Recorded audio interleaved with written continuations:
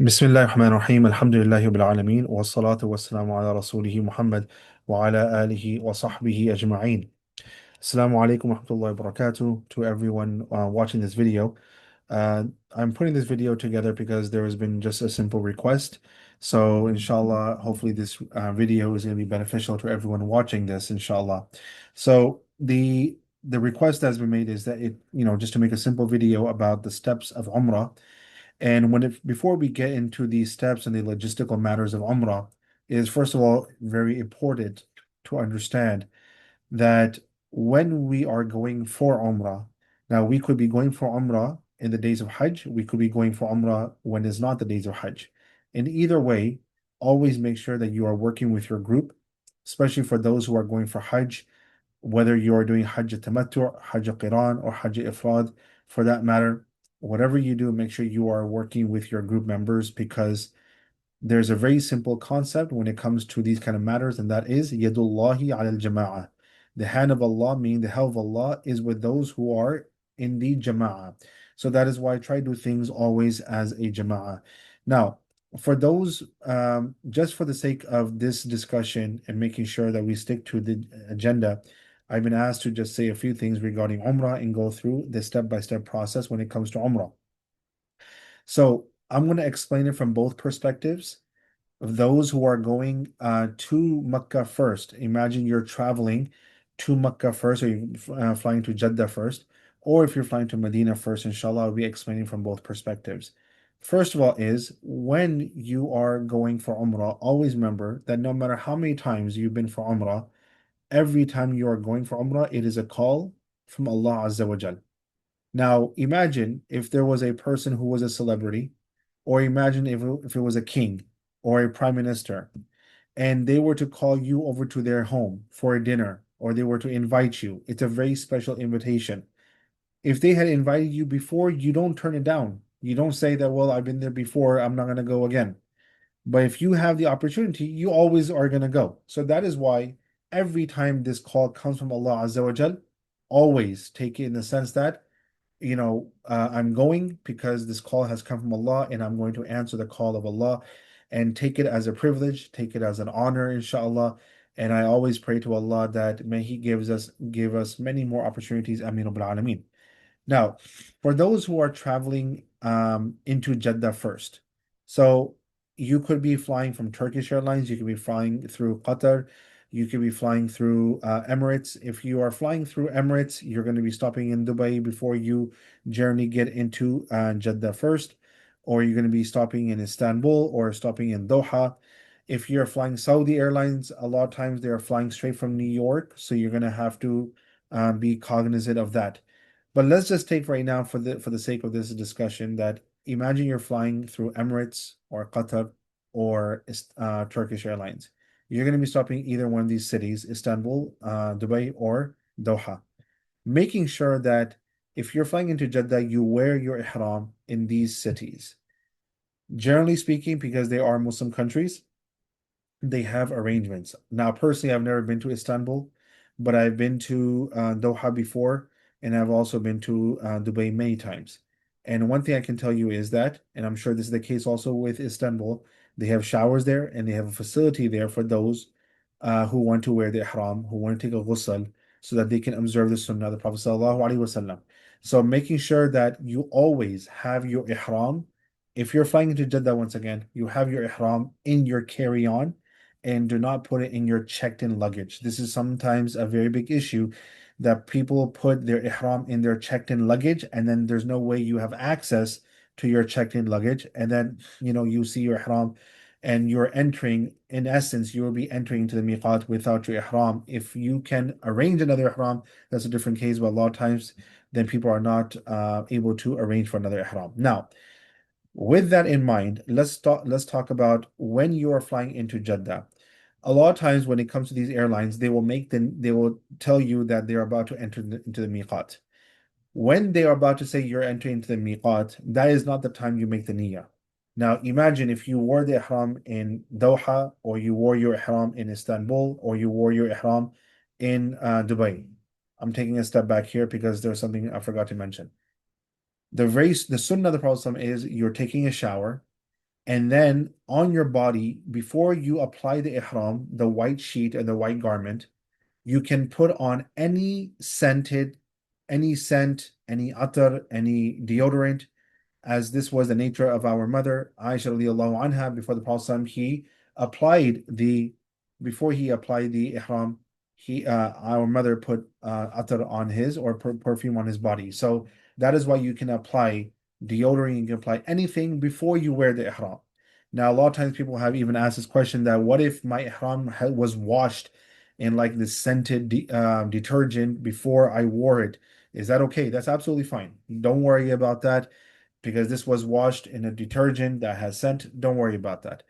But after you take a ghusl, now if you cannot take a ghusl, if you made a ghusl, in America perhaps, or you made a ghusl anywhere else, that's a different case, and that's absolutely fine. That you don't have to go there and make a ghusl.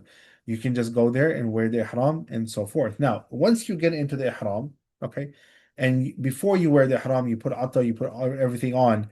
Once you are in ihram, now you can either make the niyyah at that time, or you can make the niyyah later on. Now, some people, they might go ahead and pray 2 rakat salat over there. If you want to pray 2 rakat salat, you can, because generally on the aircraft, there's no way you can pray 2 rakat salat as you're entering into the miqat. So that is why my recommendation would be is to pray your 2 rakat salat over there. Now, after you pray 2 rakat salat, either you can make the niyyah there, or you can make the niyyah later on. It's always good to make the niyyah earlier the better. So what is the niyyah that you're making? The niyyah that you're making is that Allahumma inni uridul umrah. Oh Allah, I am intending to perform umrah. فيسره لي وتقبل فيسره لي مني وتقبلها مني. So Ya Allah, make this easy for me. Sorry for the, I lost my tongue there. But the point is that, Ya Allah, I'm intending to perform Umrah, make it easy for me and accept it from me. And even at that time, if you want, you can go ahead and recite the talbiyah, read a few times, as the ulama have stated, that labbaik Allahumma labbaik, labbaik la sharika laka labbaik, inna alhamda wa ni'mata laka wal mulk la sharika lak. Some ulama say that you should do it 3 times, but when you do this, then in essence, you have entered into the ihram, and now you are in the state as a muhram, you're in the state of ihram. Now, some people are going to delay this process. And what can happen is that if you are on the aircraft and they make the niyyah, or they make the announcement that we're about to enter the miqat, but let's say you are asleep at that time, you understand? Then you're entering into the miqat. There's a good possibility you're entering into the miqat without making the niyyah, and that is not good. That is why it's always wise that you always try to make the niyyah as soon as possible. Now, if you are up and you hear that we are about to cross the miqat, you don't have to wait to that you are crossing the miqat, because once again, you're in an aircraft, you're not in a bus, and you're passing quickly. So when they say that there's 10 minutes left to the miqat, or 5 minutes left to the miqat, you make the niyyah at that time. Do not delay the niyyah until the point says, or you hear the captain say, or the pilot say, we are now crossing the miqat. Because if he says we are now crossing the miqat, there's a very good chance you've already crossed the miqat and you've not made the niyyah. So that is why it is absolutely crucial that the sooner the better when it comes to making the niyyah. Now, as soon as you make the niyyah, of course, even before that, yes, you make sure that before you apply the ihram, you take a ghusl, you try to clean and remove any kind of pubic hair. At that time, if there's any hair that needs to be cut, whether of the mustache or the beard, or there's nails that have to be clipped and things at that time, try to do all of that before you wear the ihram. So before you wear the ihram, ghusl, clipping the nails, cutting any kind of hair as you wish. Make sure you do all that. You put attar on, you put deodorant on if you want, and then you wear the ihram. And then once you make the niyyah, then you are in the state of ihram. Now, after you are in the state of ihram, it is generally recommended that you are always constantly reciting the talbiyah, labbaik Allahumma labbaik. Now, of course, I understand that it is not practical that you are reciting the talbiyah 24, every single moment, because people get tired, there's fatigue, there is exhaustion. But whenever you get the opportunity, talbiyah is to be recited all the way to the point where you go and you see the Kaaba.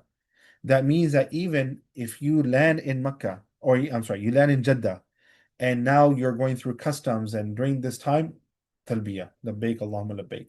You're gathering your luggage, Talbiya. You get on a bus, you're being transported from Jeddah airport to Makkah, labbaik Allahumma labbaik. Even while you're walking into, from your hotel to the Haram, you're walking into the courtyard until you don't get to the Kaaba, you keep on reciting the Talbiya. Now, that is why you will see people that when they get to the Kaaba and they're doing tawaf, the tawaf starts, there's no more talbiyah. Now there's du'as, there's adhkar, and things of that type. So that's why these are just things that we have to keep in mind. Now, before we actually talk about that, I also want to say a few things about the ihram. Okay, so as I said earlier, when it comes to the ihram, even if it's washed previously in a scented detergent, there's absolutely no problem with that. Making sure that for the brothers, it has to be two unstitched cloth, and that's why I was always recommend, especially for those who are not in the habit of wearing, the ihram, please make sure you practice at home a lot. For the brothers, it's far more difficult. It's two unstitched cloth. Now, a lot of times I've seen people taking like terry material cloth. That's fine. You'll find a lot of people they're just taking like thick cotton or just cotton sheets and they wear that. That's absolutely fine too, but they have to be unstitched. Okay. One is going to go on the top, one is going to go on the bottom. Now, for the sisters, you can wear whatever you wish, inshallah, as long as it is modest, is covering everything. Nothing should be covering nothing should be touching the face. Okay. A lot of women who wear niqab, what they usually do is that they will put like a visor, and then they will wear the hijab, and the visor, the hijab will come over the visor and it will cover their face, but it cannot touch their face. Now, when we say touching the face, a lot of times people are asking the same question that what if I need to wear like a face mask because I'm sick or I don't want to catch anyone else's germs? That's fine. Okay, that's absolutely fine. Even if it's touching the face, it's not a problem. Now, as far as slippers are concerned, for the brothers, making sure that I always recommend people are going to send me different pictures of this sandal and that sandal. My policy has always been the one that is simple. Always take flip-flops. It is always the best policy. If you find rubber ones, take the rubber ones. If they are cloth and they're a stitch, it's not a problem. Because once again, it's the clothing that we are wearing as the men that it cannot be stitched. But the slippers, if they are stitched, is not a problem. For the men, making sure there is no cap, okay? There's no socks, there's no undergarments, none whatsoever. Interestingly, I thought this was probably public knowledge and public information. However, there are times when I've seen people in Umrah or we landed and then we find out, or someone came to me and said that, oh, I did not know that there was no undergarments and I was wearing my undergarments, like they were wearing underwear. There's no underwear. Okay. And that is why for the brothers, you have to always be careful. Just one point of caution for the brothers is whenever you're making wudu and you have to lift up your feet and you have to put into the sink at the airport, things of that type, or you're sitting down, just be very, very careful that you have people around you, you have women around you, you have families around you. Please be very careful. That is why practice your ihram at home. Practice it over and over again. Now, subhanAllah, there are some people who are, mashallah, those who are from Malaysia, those who are from Bangladesh, for example, mashallah, they are so good at wearing lungis, for example. I used to wear lungi too a long time ago, especially in my days of studying and after that. But they know how to wear really well. But that's why I'm just recommending, because a lot of times you see people doing things they're not aware of, people lifting up their feet to make wudu, and it's not a good scene. So let's just put it that way. So be very, very careful when it comes to that kind of stuff. Um, of course, as I said that now a lot of people have asked about wearing a belt. Can I wear a belt? You can wear a belt. That's absolutely fine. Okay. Usually like there's a pouch that people would put their passport or people put their money and so forth. You can just put that belt around your waist, and that's absolutely fine. Some people, especially for those who are not in the habit of wearing or they cannot wear the ihram very well on the bottom, they will use a belt to support that ihram to stay in there in that place. That's absolutely fine. Even if the ihram, even if the belt is stitched, is absolutely fine. So these are just few things that, of course, a lot of people have asked that, can I keep a pouch? Yes, you can keep a pouch. Can I wear a watch? Yes, you can wear a watch. It's not a problem in the state of Ihram. Okay. Now, once you get to the Haram, okay, once you get to the Haram, Then, of course, you will try to go to the haram as soon as possible. Now, I will just say this. Many times we will go to the hotel, it takes time. Do not waste your time over there. If you get your room keys and you get there as soon as possible, you want to freshen up, you can freshen up. Be always very careful, brothers and sisters. When you are in the bathroom, when you use the bathroom, I know you're tired, you're exhausted, but when you're using the restroom, a lot of times people are using the scented soap. There might be scented soap sitting there in the bathroom and they're using that scented soap. Now, this is one area that, of course, there's an ikhtilaf or there's a debate on this matter, that some people are going to say that it was a even if you use it accidentally, it is considered as a khata, is considered as a mistake, and Allah does not hold us accountable for our mistakes. So many ulama will say that there is no dam. Now, of course, there are some other ulama who are a little more, stricter about this matter, and they will say that there is a dam. I personally prefer the first opinion, which is that if it's done absolutely unintentional, then, as the Prophet ﷺ says, رُفِعَ عَنْ أُمَّتِي الْخَطَأ وَالنِّسْيَانِ, that forgetting or making mistakes, the burden of that has been uplifted from the ummah. So that is why I would just say, just try to be careful as much as you can. Okay. Another question people have asked me is that, can you switch ihrams? Can you get into another ihram? The answer is yes. Like, for example, people may be going for Hajj. On day number one, they're in Mina, they're wearing one ihram, but now they're so sweaty, they want to get out of it, it's stinking and so forth. They want to get into another ihram. For the day of Arafah, you can switch from ihrams to ihrams. Even this is not something that's very common in Umrah, but I just want to just state that for sake of information and knowledge. Now, when you go into the haram, so now we are at the haram. Let me now cover those who are going to Medina first. If you're going to Medina first, of course, you don't have to worry about any wearing the ihram in any of those cities. You come into the city of the Prophet ﷺ wearing your regular clothes. When the time comes that you are leaving for Medina, make sure you wear your ihram. Make sure you wear your ihram at the hotel. Do not wait to go to Dhul Hulayfa. Now, for those who are going from Medina to Makkah, either you're going to go by bus or you're going to go by train. These are the only two ways. If you're going by bus, there's a very good chance that you'll be stopping at Dhul Hulayfa. If you stop at Dhul Hulayfa, you have to find out from your group that what is the process. You could be getting off the bus, and I've seen cases where people are not getting off the bus. They're just driving through Dhul Hulayfa. They make the niyyah at Dhul Hulayfa that since they're crossing the miqat, and they just move on. Why do people do that a lot of times? Because when people get off at Dhul Hulayfa, they can almost take sometimes 30 minutes to 40 minutes or even 45 minutes just to go inside, pray their salat, and then come back and get everyone to the buses and counting and so forth. That takes a lot of time. So, and the ride to Makkah can take long. So that is why people, in order to save time, they don't tell everyone to get off.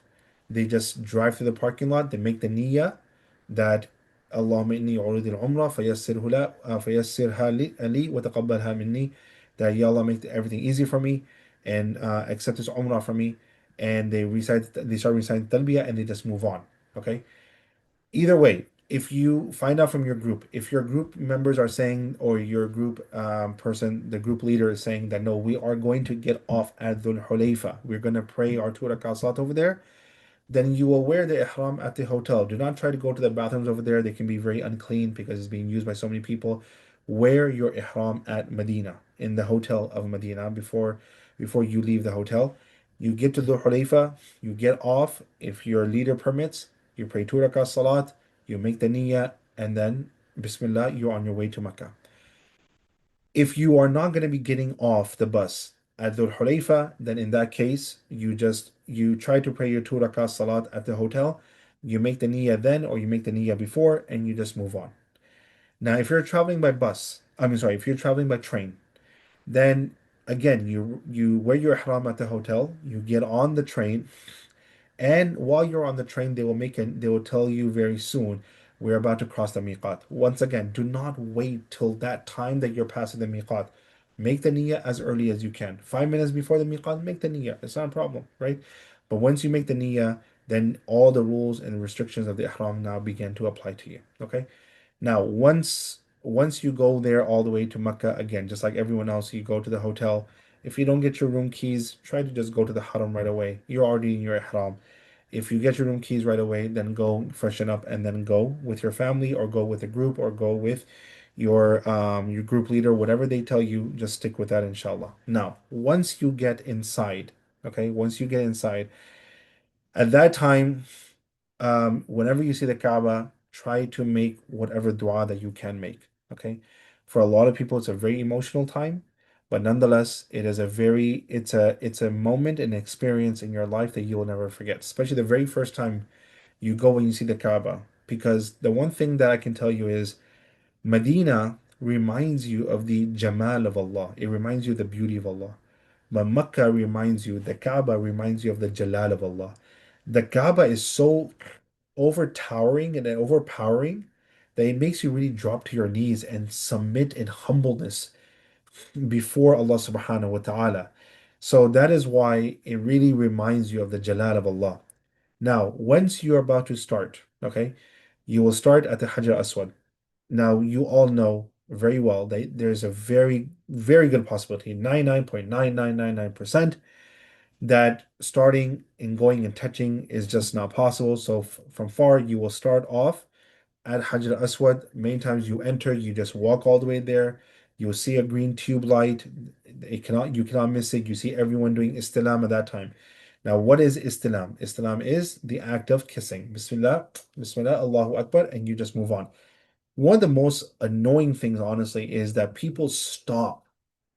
As the people are moving around, people will stop right in the middle and then say, Bismillah, Allahu Akbar, facing the Hajar Aswad. You don't have to do that.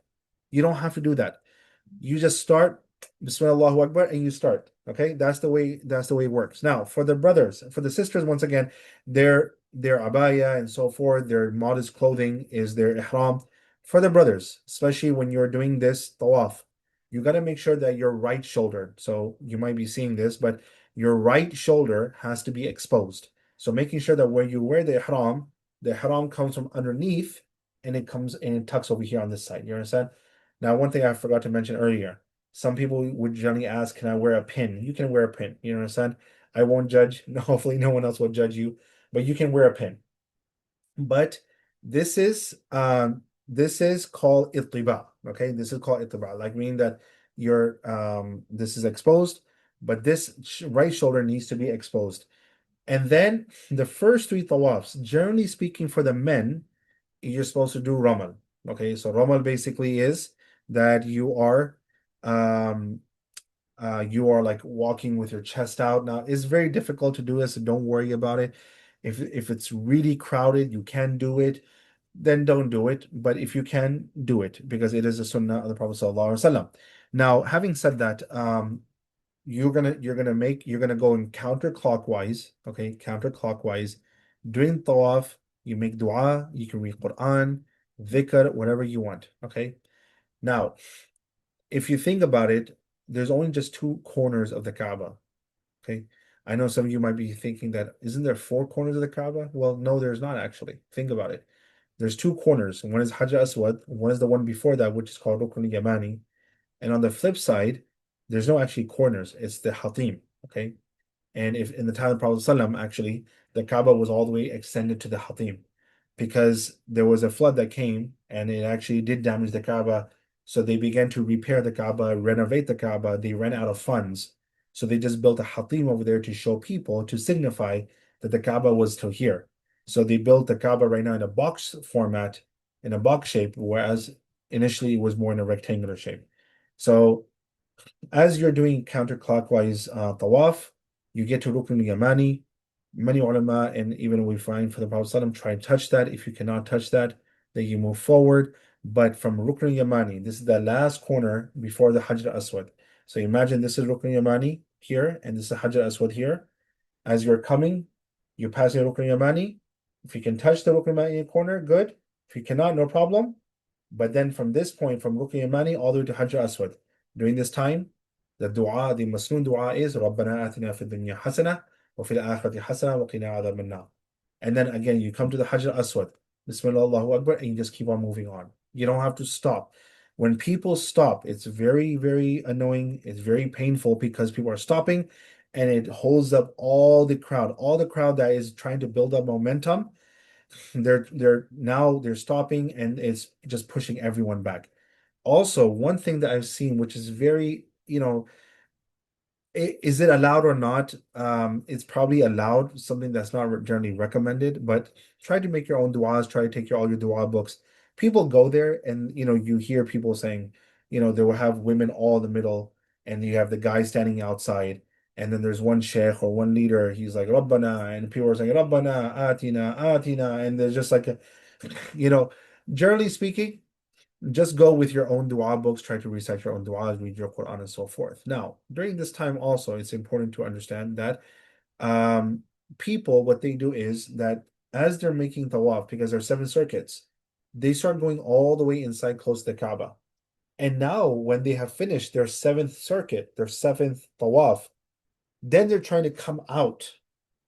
Okay. And what that does is that causes a lot of bottleneck. Okay. It causes a lot of traffic, unnecessary traffic. So my recommendation to any of you who wants to get close to the Kaaba, start off on the outside on your first one and make your way inside as you're going through your third, fourth, or fifth, or even sixth. But now, when you're coming close to the end of your seventh, start making your way out. Okay.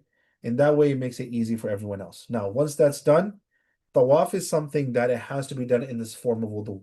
Many people have asked that what if a woman has started her menses in that situation? She will still enter into the ihram, but she cannot perform tawaf. Okay, she cannot perform tawaf until she is free from her menses. Now, at that time, you will pray 2 rakah salat is wajib to pray that 2 rakah salat. You do not have to pray exactly behind Maqam Ibrahim, but you'll pray 2 rakah salat. After that, you will go and drink some Zamzam water, and then you will head towards Safa and Marwa. As you begin with Safa, and you'll recite Inna Safa wal Marwata min sha'airillah. This is a verse in the Quran. Allah subhanahu wa ta'ala, this is what he says about Sa'i. And at that time, you will start with Safa and you'll go all the way to Marwa. Now, when you get to Marwa, at that time, there is a sunnah of the Prophet ﷺ that he would do, that he would face the Kaaba. People sit there, they make dua at that time. And there was a very special dua which was La ilaha illallah wahdahu la sharika lah, lahul mulku wa lahul hamdu wa huwa ala kulli shay'in qadir. La ilaha illallah wahda anjaza wa'da wa nasara abda wa hazama al-ahzaba wahda. This was a sunnah of the Prophet ﷺ. So people recite this dua, they make dua, and then they again go. If you, now one thing about tawaf I forgot to mention, if you break your wudu during tawaf, or you need to use the restroom, and let's say you've done 3, 4 circuits or tawafs, and you need to leave, no problem. You go, you leave, you come back, you continue where you picked off from. You do not have to restart from scratch. Okay, you pick up where you left off from. Now, when it comes to Sa'i, wudu is not generally required. Okay, wudu is not generally required. So you start with Safa, you go to Marwa, that's one. Marwa to Safa, that's two. In the middle, there is that Midain Akhdarain, where men are supposed to jog, okay? Do a slight imitation of a jog and so forth, but get through that. It is not a sprint, it is not the Olympics, okay? It's just a slight jog. You just get through. Now, some people they get through and then they're waiting for their wives or their family members, that's absolutely fine.